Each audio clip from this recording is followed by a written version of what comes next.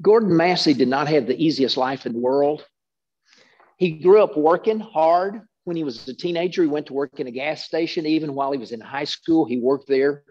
As he worked in the gas station, some things were happening with some of the employees behind the owner's back, and he was uncomfortable with it. He didn't feel like it was right. He went on and he talked to his father about it. His father didn't tell him what to do. His father asked some really good questions. And his father said, "Son, what do you stand for? And what are you going to stand for the rest of your life?" That's the real question here. And once you decide what you stand for, then you can move ahead and know what to do at the gas station where you're working. He pondered that. That question caused him to decide, to think about, what do I stand for? Who am I going to be? And he made a decision, and he did the right thing at the gas station. Well, the years went by. He went to school. He got a good job. He was working. By the time he was in his early 30s, he had become an executive vice president for American General Life Insurance Company, which used to be really, really big. And they were bought out by AIG while he was working there, a huge conglomerate. And he continued to work for them, and he started noticing some inaccuracies in the numbers. And he realized there was probably some foul play going on in the company. He knew that if he was a whistleblower, he would be professionally ostracized. It would destroy his career. He thought about it. He remembered the conversation with his father. He also remembered the faith that he had, that God causes all things to work together for the good to those who love him and are called according to his purposes. And so he thought about it for a long time, and then he took action. He was terminated. He was fired. He filed a suit. He won the suit. He got a pretty good sized settlement, and life went on. It was a tough time. It's not fun when you're ostracized by the business community, but he made it through that. But that didn't make life easy for him. The difficulties kept coming. About 4 years ago, his wife died. Last year in 2021, his son died. That's tough to deal with. Kind of put him in a depression. But he reached down deep and he thought, okay, I don't like this. It hurts. It's really difficult, but I have to find a way forward. He went to visit his daughter in the hill country. When he got to the hill country, it was beautiful. He liked it. He was in Johnson City. That's a whopping huge county seat town of about 1,800 people. It's the county seat for Blanco County. And he looked at the town square, and it was kind of starting to develop a little bit. And he thought, I think I'm going to do something here. He thought, I'm going to start and open the Texas Vintage Motorcycle Museum. And he bought the old Ford dealership. Back in the 30s, this old Ford dealership that was on the plaza displayed in their 6,100 square feet Model A Fords, old building right on the town square. He opened up this motorcycle shop, and he put most of his motorcycles in there. He borrowed a few from friends. He bought a few more. He's got 81 motorcycles in there now, and they're all in pristine condition. People come, some of them zip through there in about 30 minutes if they don't know anything about motorcycles at all. There are little placards with each bike that will explain it for the novice. But if you're really into motorcycles, he has docents that work there. These are bikers. Some of them are executive bikers. They were weekend bikers. They get their big $40,000 Harleys out on the weekends and go riding. The rest of the time, they were business people. Other people came out of gangs, and they used to kill people and beat people up and things like that. So he's got all kinds of different experts on motorcycles there. It's going well. It pulled him out of his depression. He had values. He knew where he stood. He knew his God. He made it through the difficulties of life. Today, I think we're going to see from the scripture that as you understand God better, it's going to be easier to navigate your life.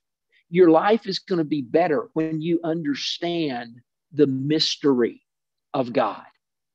And you understand that some of those mysteries will continue to be mysteries because he's a mysterious God, because he's other, he's holy, he's different than us. But you need to understand life comes with mysteries. God comes with mysteries. We're going to look at the mercy of God that never, ever fails. And we're going to look at the absolute magnificence of God today. We're going to break it down into 3 sections of scriptures. They're fairly brief. We're going to finish up the 11th chapter of Romans. The Apostle Paul has really been concerned for this Roman church. He's never met them. He's never been there, but he writes in this long letter. And he writes in this long letter, he knows he's got Gentiles there. They are absolute world-class pagans. They've come out of many, many gods, all kinds of immorality, but they found Jesus. He's got some Jewish people there. They're experts in the law. They know all about it. So he is a very diverse group of people he's writing to. And we're just finishing up a strange 3 chapters. I've talked to several pastors. They knew that I was going through the book of Romans. And if you remember, I told you early on, I never wanted to teach Romans because I wasn't old enough. I wasn't mature enough. I wasn't wise enough. And God said to me one day, he said, you really better hurry up. So here we are. A lot of pastor friends said, I just skip over chapters 9, 10, and 11. It's just weird. And what happens, he's writing a letter. We forget that. The books of the Bible were letters written to people. The Pauline epistles, those letters he wrote, he's just writing a letter, probably didn't have any clue that many years later it would be translated into more language than any other book in the history of the world, that he would be the all-time bestseller of the world. He wrote about half of the New Testament, but he didn't know it was anything more than a letter. He was writing from his heart. And as he was writing, he just went on this stream of consciousness that, hey, these are my people, the Israelites. They have drifted away from God. They were God's elect, and they've drifted away, and their hearts have been hardened. But he's not going to break his promises. He'll wait. He's got a plan, and he's going to pull them back in. And in the meantime, he's going to use them wandering off from him to bring the Gentiles in, which would be all the rest of the world. That would be us. And he brings the Gentiles in. And then in the end, he's going to keep all of his promises to Israel because he always keeps all of his promises. So he starts out in verse 25, chapter 11. Lest you be wise in your own sight, I do not want you to be unaware of this mystery, brothers. A partial hardening has come upon Israel, until the fullness of the Gentiles has come in. And in this way, all Israel will be saved, as it is written, the deliverer will come from Zion. He will banish ungodliness from Jacob. And this will be my covenant with them when I take their sins away. So let's break this down. Verse 25, lest you be wise in your own sight. 3 times in Scripture, it says God is opposed to the proud, but he gives grace to the humble. That's a big statement. That's a mystery. He is opposed to the proud. Forget the devil. When we go to pride and arrogance and self-righteousness and conceit and judgment and all those things, I think God says, Lucifer, let me take this one. That word for opposed in the Hebrew, and Hebrew is a pictorial language. It's a picture who somebody shows up dressed in full battle armament. So when we're proud, God himself steps up. Now, I've done this many times in my life. I've gotten proud. God has opposed me. I hadn't won yet. When he comes dressed in full battle armament, you are going down. My pride has cost me so much. My first marriage came undone because of pride. That was the bottom line. I thought I deserved better than this. This is not what I signed up for. I don't want this.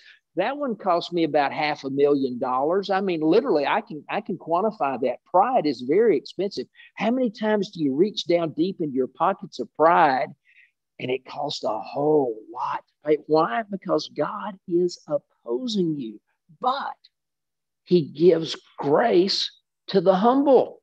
Next time you need grace, and we can talk about what grace is a little bit here, humble yourself.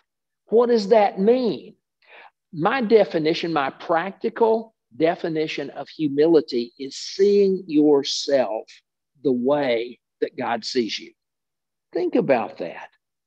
Everybody has strengths and weaknesses. Everybody has some degree of sin and righteousness. Everybody is different. God made you the way you are for a purpose. He's got a plan for your life. He's got things for you to do. He's got a calling on everybody's life. He's gifted you in different ways. And when you realize who you are and you accept that I'm this way, most people I know don't like their height, don't like their width, don't like their weight. They're constantly unhappy with themselves. They're constantly unhappy with the aging process, with their face, with their body, all these things, with their job, with their life. They're unhappy. But if you ever come to peace with who God made you to be, then you can be what God called you to be. We're so often about doing and having, and God is about being. Moses was the meekest, most humble man in the Old Testament. I think he was the biggest superhero in the Bible too. Think about this. He saw himself the way God saw him.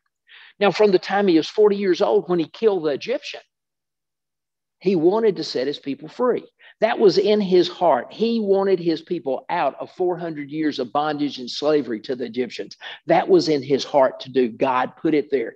He did it the wrong way the first time. He did it his way rather than waiting for God.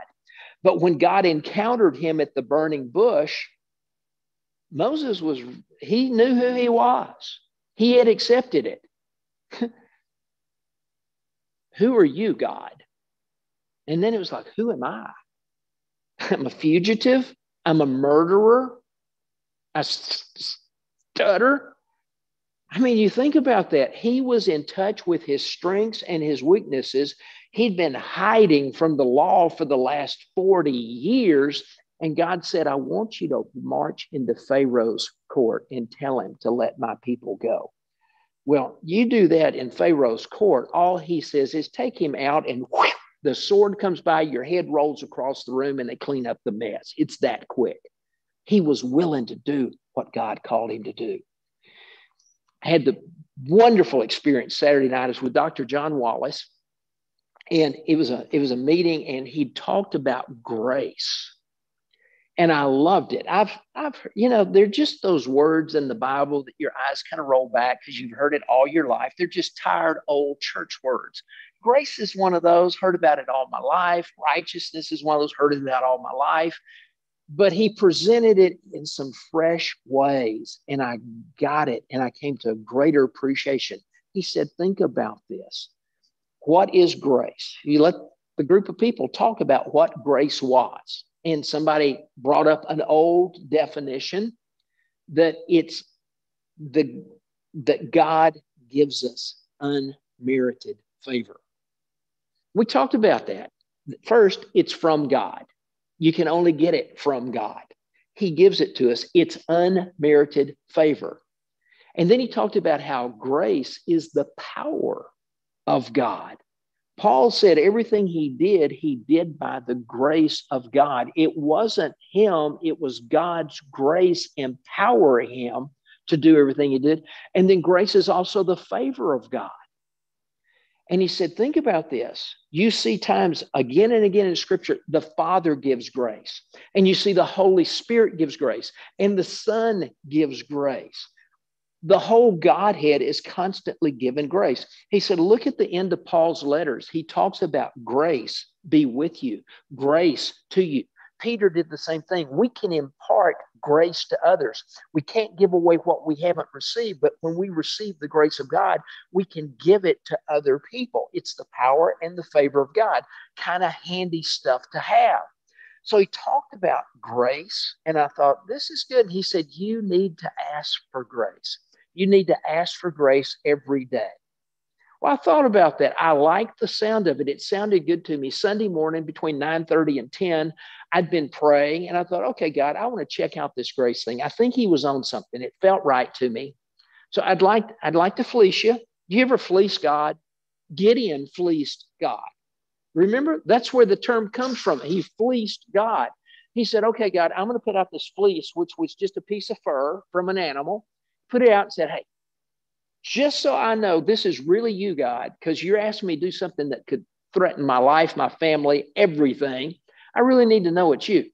God didn't seem to have any problem. God honored that. He said, in the morning, let the fleece be dry and lots of dew all around it, but a dry fleece.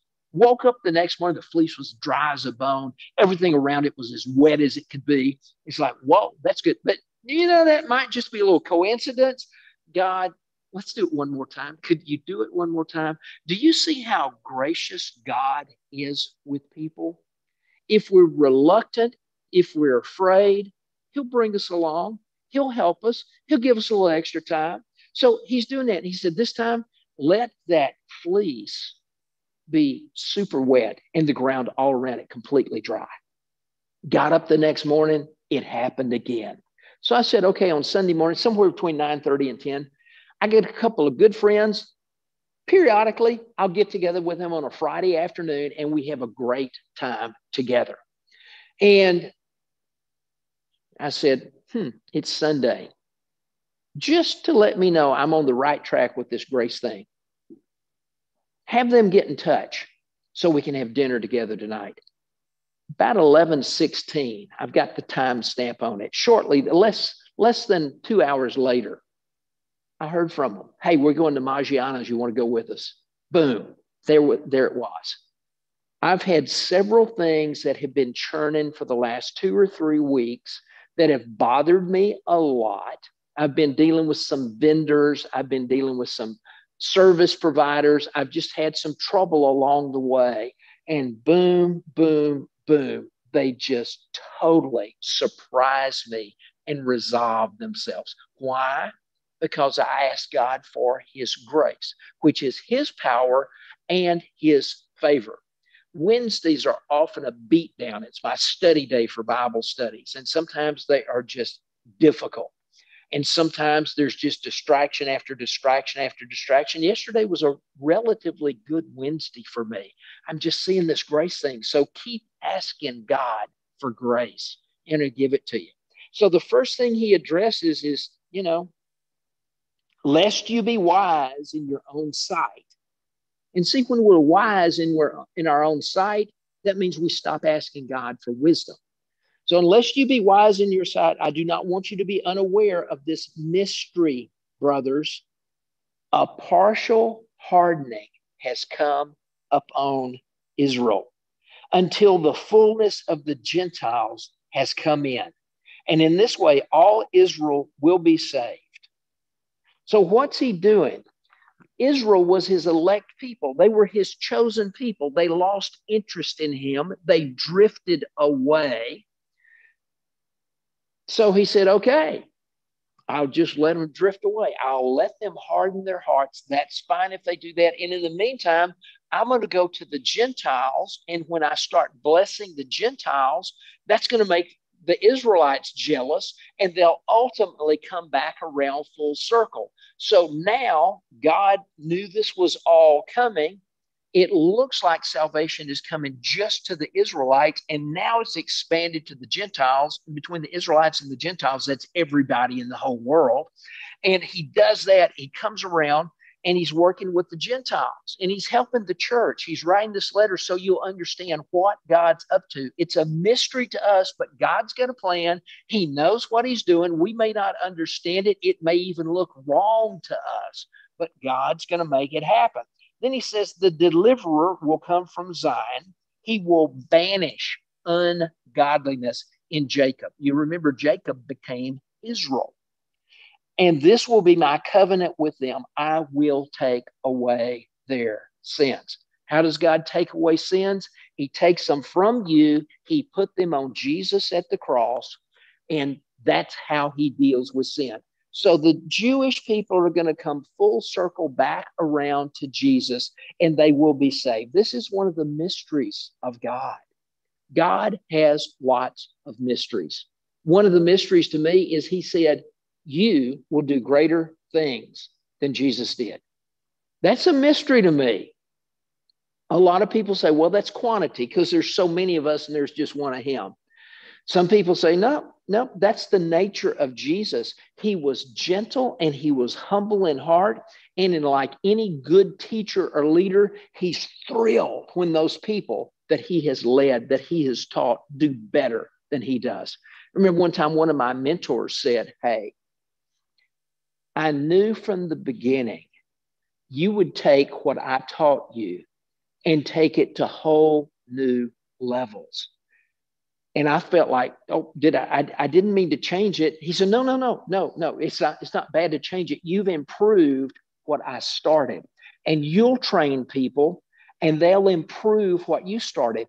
That's the attitude that Jesus has. Hey, I'm going to get this ball rolling. I'm going to do some cool stuff. I'm going to model it for you. And then you are going to do it. Have you thought what it means that you are the body of Christ? That means you are his hands. You are his mouth. You are his feet. He is doing most of his work through his body in this day and age. Sometimes he supernaturally intervenes and does stuff all by himself, but most of what he's doing is done through his body today. To me, that's a mystery, but that's how God rolls. Then we look at the next part of the scripture. We're going to look at his mercy. Thinking about mercy, I read an article yesterday about a pastor and his wife. His name was Jeff. Her name was Jen. Jeff had a perfect driving record. Reminded me of myself and of you. Didn't we all have perfect driving records until we didn't? Yeah. But Jeff was still, as a mature adult, had an absolute perfect driving record. No tickets, no wrecks, all was good. Well, she wasn't quite as good a driver as he was. And she was out one day. She was going to speak somewhere.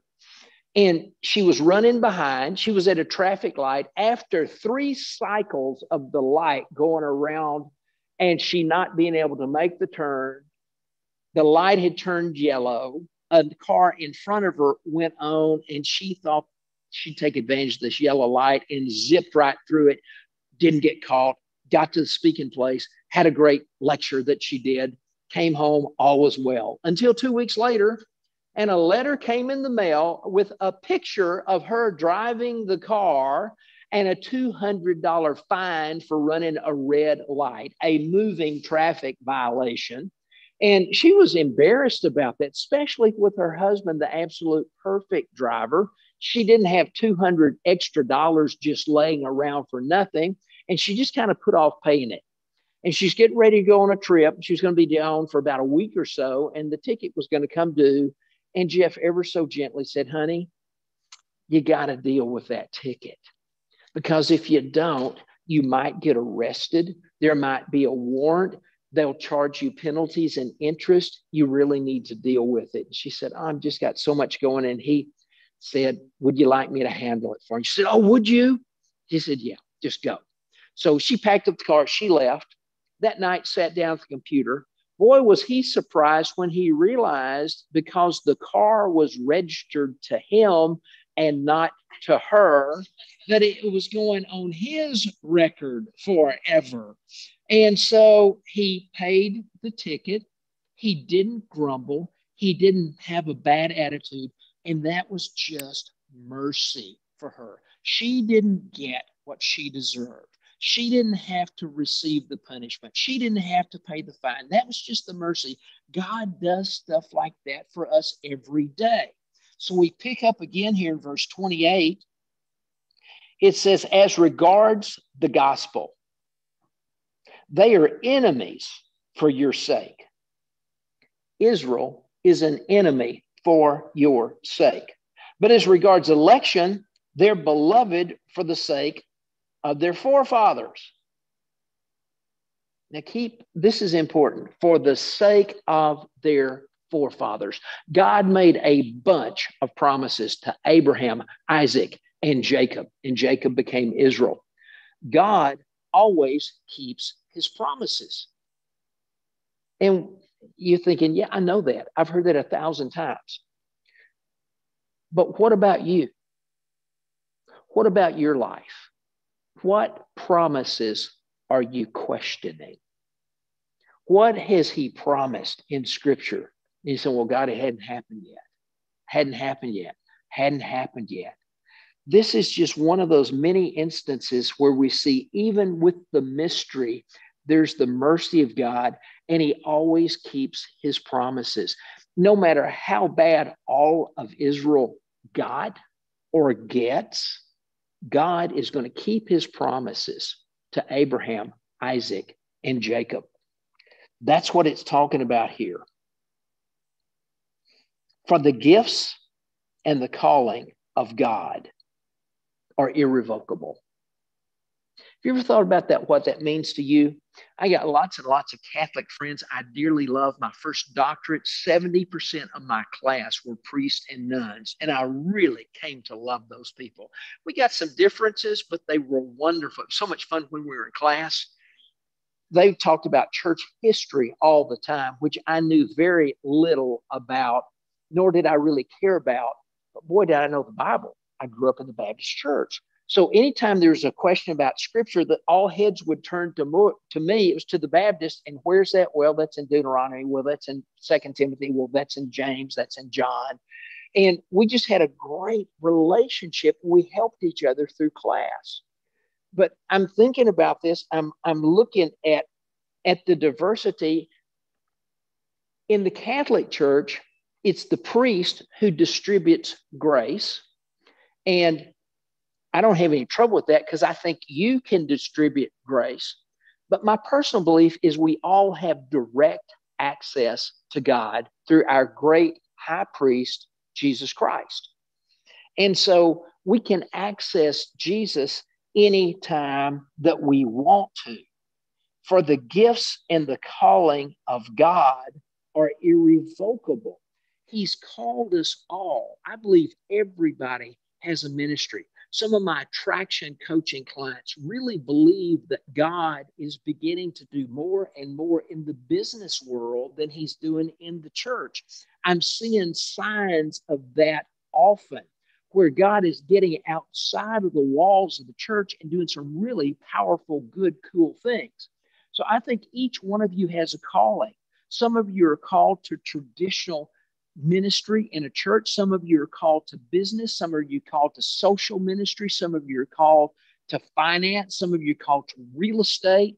I've had so many conversations with so many people about how important they are and how essential everybody is.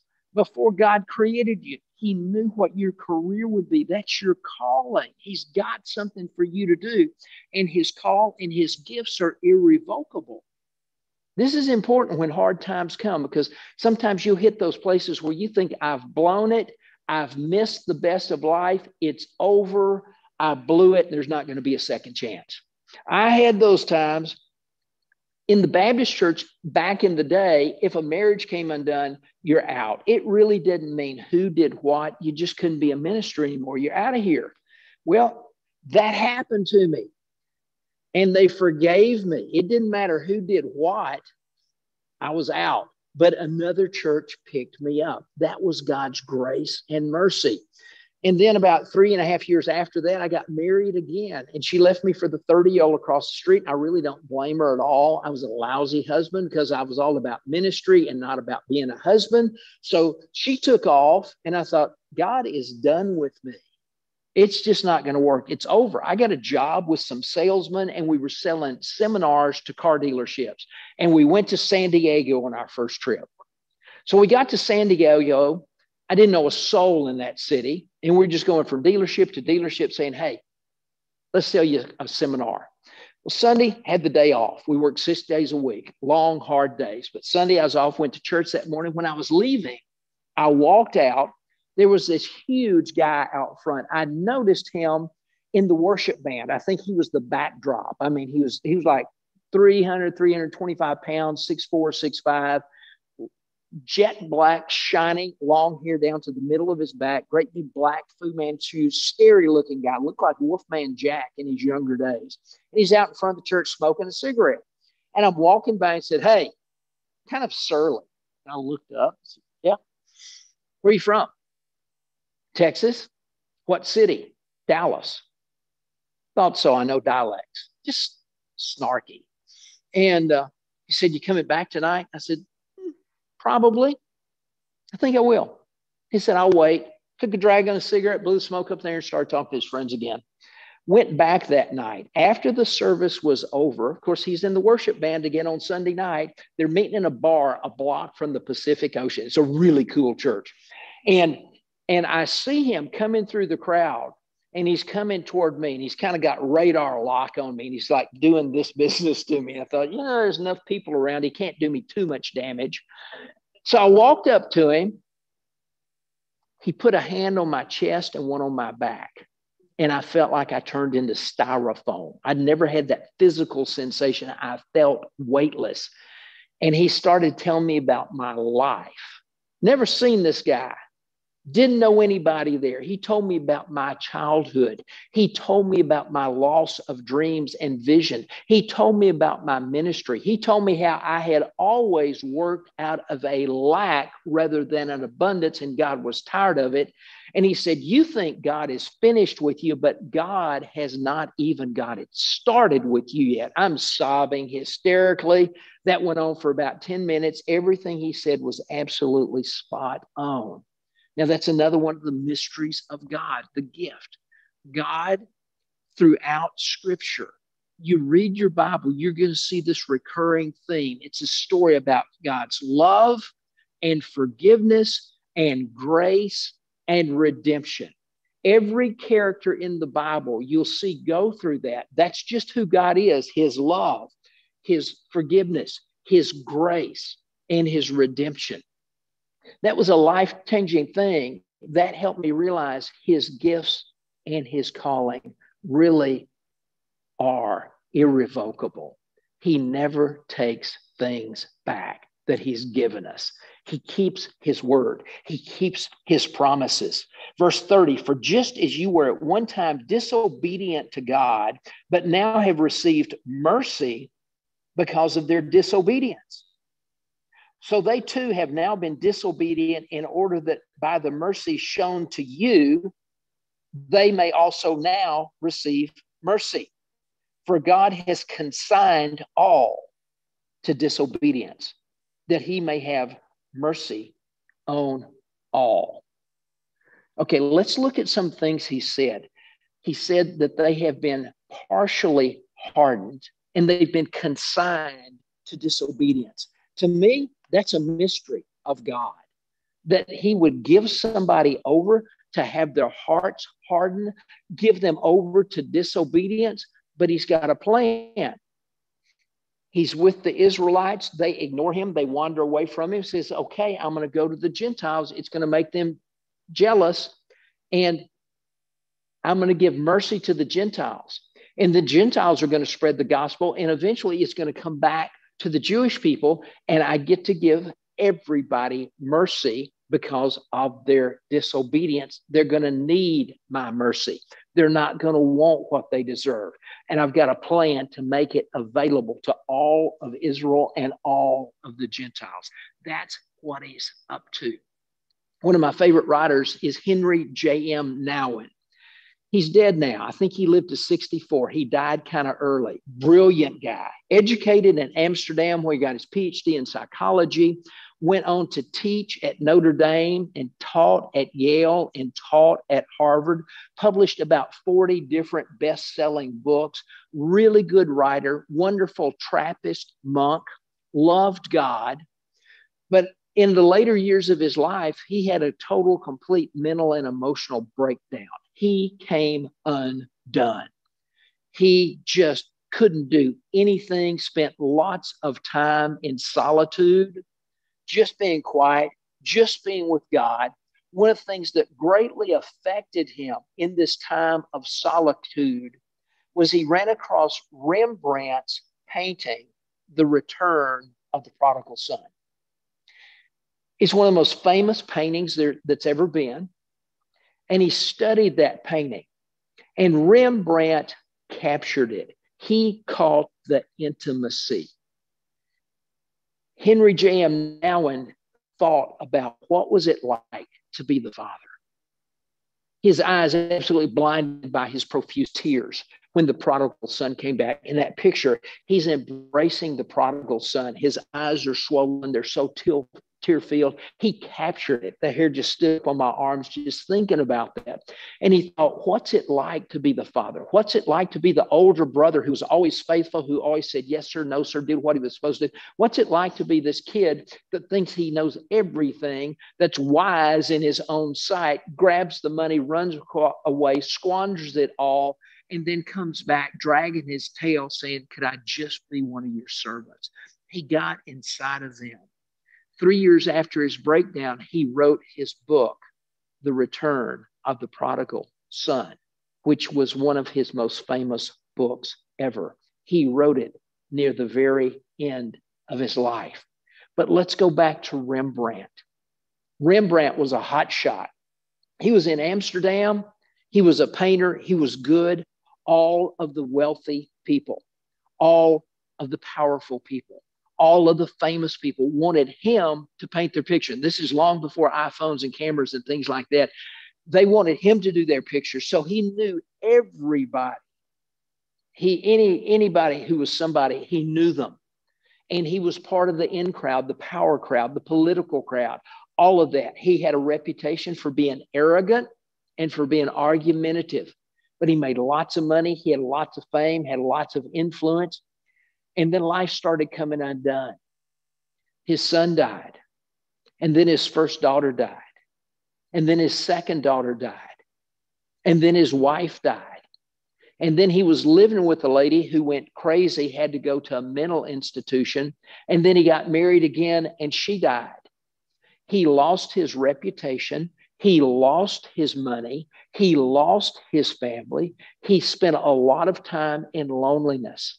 And after all of that, near the end of his life, he'd been through so much, he was able to paint that picture of the return of the prodigal son. He'd experienced it. When Van Gogh saw that painting, he said, whoever painted this had to have died many deaths. But this is mercy. We mess life up. We lose everything. And yet God gives us mercy. He gives us another chance. He goes back through. He brings us his love. He gives us his forgiveness. He gives us his grace, which is his power and his favor. And he gives us redemption. He puts our lives back together. He causes it all to work together for our good. That's how his mercy plays out. And then we look at the last section of this, verse 34. For who has known the mind of the Lord? Or who has been his counselor? Or who has given him a gift that he might be repaid? For from him and through him and to him are all things. To him be glory forever and ever. A lot of your Bibles will probably have a little title for that paragraph that says doxology, just talking about the glory of God. That's what doxology means. It's a study of the glory of God. Doxa is glory and ology is the study of something. So if you've got a Bible that says doxology, it's about the glory of God. And as he talks about this, he's writing this letter. He's so familiar with Scripture. He's constantly, inadvertently, just quoting lots of Scripture. This first thing he says here, verse 34, for who has known the mind of the Lord, or who has been his counselor, is coming from Isaiah. The next verse is coming from Job, or who has given a gift to him that he might be repaid. That's coming from Job 41. I'm going to go to the book of Job. One of the mysteries of God is that his ways are higher than our ways. And so often in life, we think, God's not paying attention to me. God's not doing the right things. God's not keeping his promise. And we tend to question God. Let's learn from Job. It's been my experience when God speaks to me, and I don't hear him directly every day, but I've had some powerful moments with God, and he's told me some incredibly ugly, nasty things about myself. And when he speaks, it's just industrial strength truth.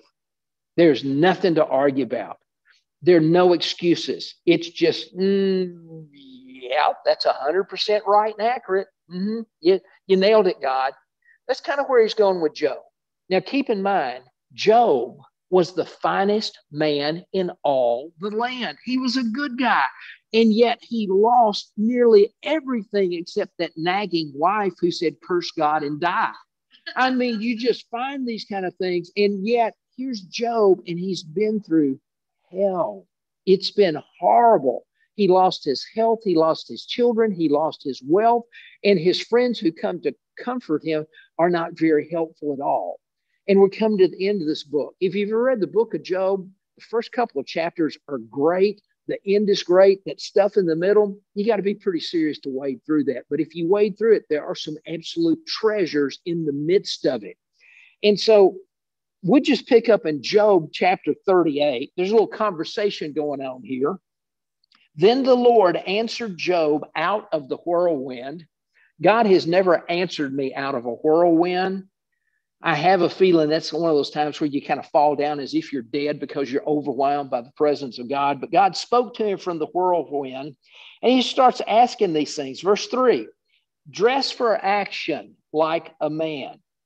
Does that sound anything kind of like God comes clothed in full battle armament? Dress for action like a man. I will question you, and you make it known to me. Verse 4. Where were you when I laid the foundation of the earth? Tell me if you have an understanding. Verse 8, or who shut in the sea with doors when it burst out from the womb? Verse 12, have you commanded the morning since your days began and caused the dawn to know its place? 16, have you entered into the springs of the sea or walked in the recesses of the depths of the deep? Verse 17, have the gates of death been revealed to you, or have you seen the gates of deep darkness? 18, have you comprehended the expanse of the earth? 24, what is the way to the place where the light is distributed, or where the east wind is scattered up on the earth? You see what's happening to Job? He's kind of getting real humble real fast. He's seeing himself the way God sees him. I don't know anything. I really don't know. God, you know everything. I don't know anything. And God keeps at it. 34, can you lift up your voice to the clouds that a flood of waters may cover you? Chapter 39, verse 9, is the wild ox willing to serve you? Will he spend the night at your manger? Chapter 40, verse 2, shall a fault finder contend with the Almighty? He who argues with God, let him answer it. Verse 3, then Job answered the Lord and said, behold, I am of small amount. What shall I answer you? I lay my hand on my mouth. I've spoken once, and I will not answer. Twice, but I will proceed no further. Verse 6, then the Lord answered Job out of the whirlwind and said, and he goes on, by the time we get to 41, verse 11, this is what Paul quoted. This is kind of the end of the conversation. Who has first given to me that I should repay him? Whatever is under the whole heaven is mine. I think where this could be useful and valuable and helpful to you and to me for sure is rather than questioning God, thanking him in faith. It sounds like this, dear God, I didn't want to have all this trouble, but thank you because I know you're causing it all to work together for my good. God, I didn't want to see the market crash and lose 25% of everything in 2008. But thank you, God. If you can get in that habit of, rather than questioning God, thanking Him in faith because good things are coming. Only He can do this. This is part of the mystery of God. He can cause all these broken things to work together for your good.